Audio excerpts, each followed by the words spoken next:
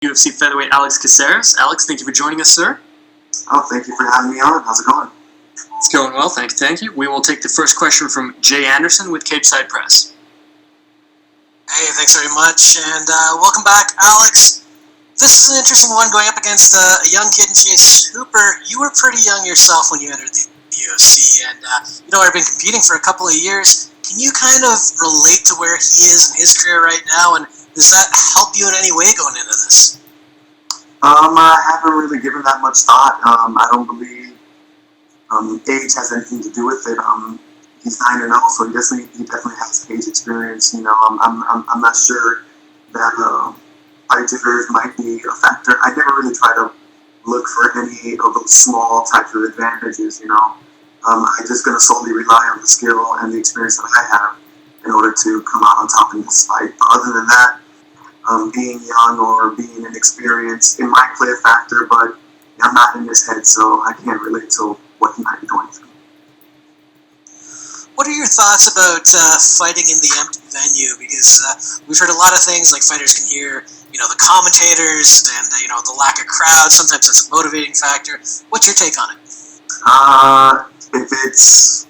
I feel like it might be like the fights in Japan, to be honest with you. The crowd is completely silent during the fight, so I can hear the commentators, and you can hear everybody talking. You can even hear your opponent breathe. That's how quiet it gets in those stadiums. So I think it might be similar to that, and I'm not put off by no crowd. I'm actually liking the way things have been going on this fight week with not so much public interference. We were just making it about the fight and focusing on the fight.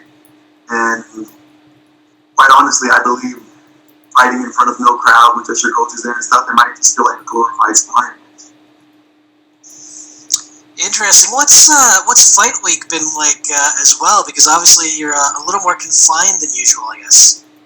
It's been nice, just focusing on the fight and training. It's like I guess fight camp or just training every day. Though what I usually do, I'm not too much of a public person. If anything, I keep to myself. I stay home. I chill and train, and I go out sparingly. But other than that, it hasn't been too much of a hassle. It's been a very easy weight cut as well. So I've been feeling good. Good to hear. And last one for me. I mean, you've been in the UFC for so long now. It kind of feels like you're one of those guys who's experienced everything. But the last few months, and especially even the past week in America, has been just unprecedented times. Just give us your thoughts on that. And, have you been able to maintain your focus on the goal ahead with everything that's going on? Well, definitely. The fight comes first. The art comes first for me. So I have been able to maintain focus. But I always keep an eye on the social uproars and all the stuff that's going on in America. It's not ever outside of my mind sight. I know that this has been going on. It's nothing new to me. It's been going on, and I personally experience such things like racism and those kind of things. So I know it's prevalent in America, and it's always there. We're just videotaping more of it, quite honestly, because we got better cameras and phones, and everybody is documenting these things going down. So I do believe that it is a problem, and it has been a problem for many, many years. And I think the way, especially the minority communities, has to look into solving them is really changing the way they think, changing the way they treat each other, as well as their communities, instead of relying on somebody else outside of your community to maintain and make your community progress. You have to take that responsibility upon yourself. But a lot of us in America, in general, we just think that all because it's not our responsibility to end a task, we devoid ourselves from any responsibility of beginning it. And I appreciate your candor there. And I know you said you'd experienced some yourself. Would you mind sharing, and you totally don't have to, but would you mind sharing some of those experiences? Well, yeah. Well, growing up I grew up in a bad neighborhood, and then we moved to the suburbs a little bit later. And then just that itself, I experienced it very difficult for me when I was younger to talk to people or connect with people because they saw me in one way, and oftentimes, they'll say stuff like, like they can't accept the way your hair is, or you're ugly because you have dark skin. So it really caused an identity crisis for me, and I'm sure a lot of people of darker pigments growing up. But besides that point, there are some even more crazier situations. Like I remember when I was in high school, I had a Honda Civic. I blew out a tire, and I think the engine just shut off. So I had to go push it home. And as I was pushing the car home, on the shoulder of the road, I'm pushing the car home. A cop comes and screeches right behind me to a screeching stop. Jumps out the car, gun already drawn, pointing it at me and barking orders. And then what I could make out was he wanted to see my ID. So my ID's in the car, so I'm like, I'm gonna go get my ID. The minute I stop pushing the car to grab my ID, he clicks the trigger back, and just like, don't move. And I'm like, oh, fuck this shit. I'm gonna get on the ground and I'm not gonna do anything. You can grab my ID if you want. But more than one occasion, situations like that has happened to me. So I lose a lot of faith in the people that are supposedly there to protect you. I feel threatened when a cop pulls up around me or when they're near me because I know how situations can escalate for no reason. Absolutely.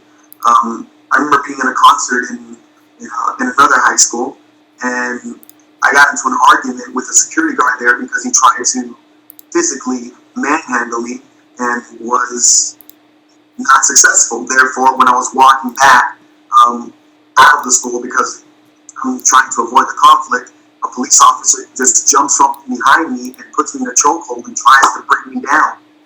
I defended myself, and he starts screaming, I'm a cop, and then they brought us into the whole principal's office, and thank God the superintendent and the counselor there was on my side and said, well, you can't just do that to people because people are going to react in that way. You can't treat people that way.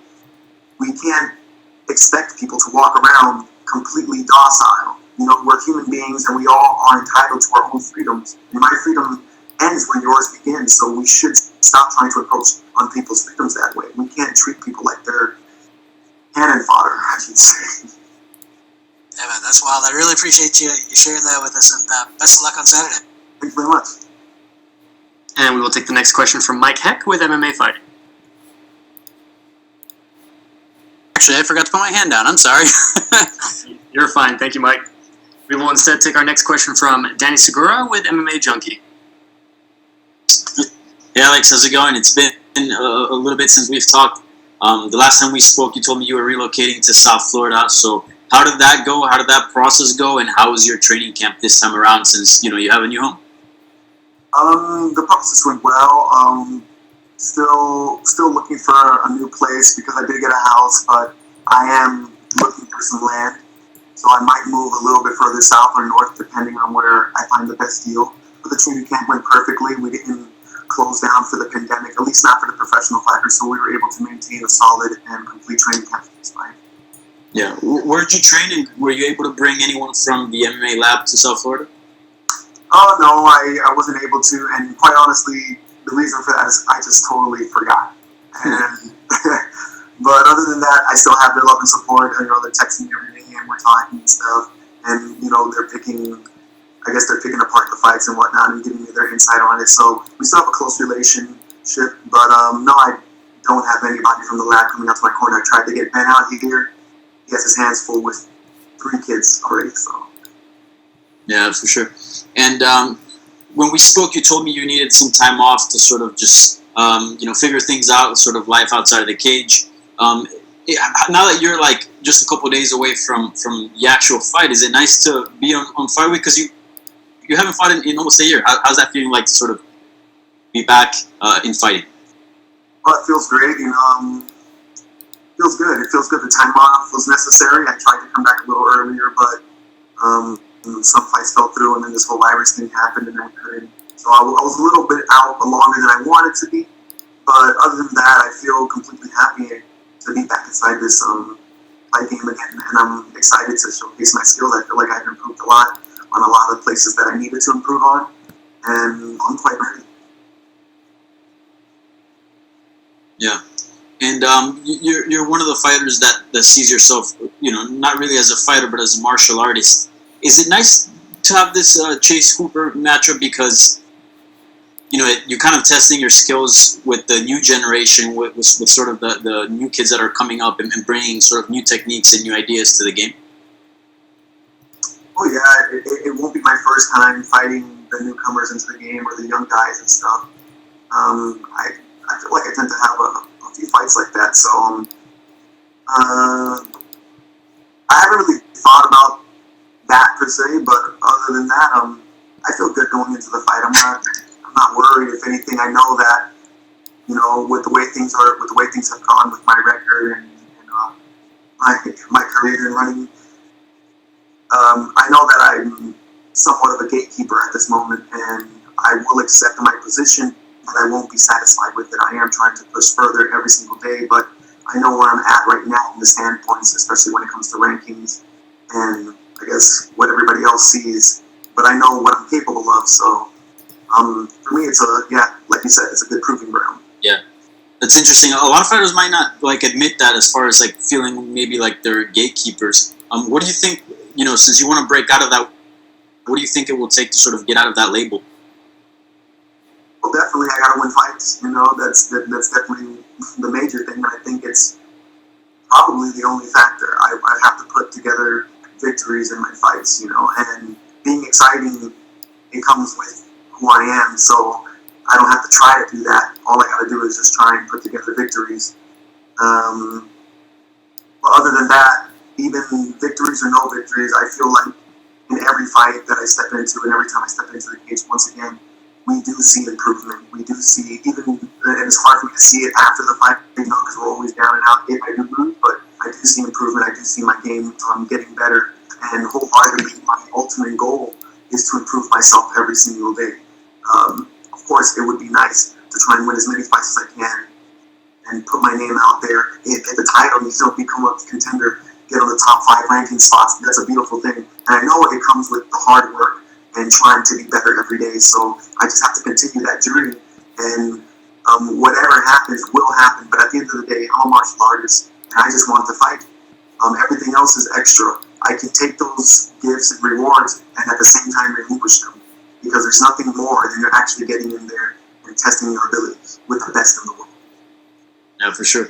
And you mentioned that you were looking to buy some land. You're finally going to set up the farm? Well, yeah, garden. Well, I have like mini farms in the backyards of the houses that I have right now. So I have like over 20 fruit trees in one of my backyards. So I always love growing and planting stuff. But yeah, when I do get the land, I definitely want to grow in a larger scale, as well as set up my dojo there. And my wife wants to set up her wellness center there. So we kind of go into this together. I train and work people out. She'll heal them because she just finished getting her degree in naturopathic medicine. So we're thinking about doing something like that. Trying to develop a new way of living, I guess, that is more sustainable for each of us as well as the earth, so that we can stop thinking that life is just this way, you know, that we just got to get up and work for somebody else, or that we got to take pills in order to thrive, and all that kind of, just the BS of it all. You know, we're accepting mediocrity as life. And for me, as far as I know it, I've never seen somebody that died and came back, so we don't know if we got more lives ahead of us. I only have this one, so why am I going to live a life of mediocrity? I'm going to take the chance and fail if I have to, than rather sit there and do nothing because I'm afraid to even try. For sure, man. All right, man. Well, looking forward to the fight, and best of luck with the farm. Thank you very much. Perfect. Thank you, Alex. That is all the time we had for you, sir. You are good to go. Thank you.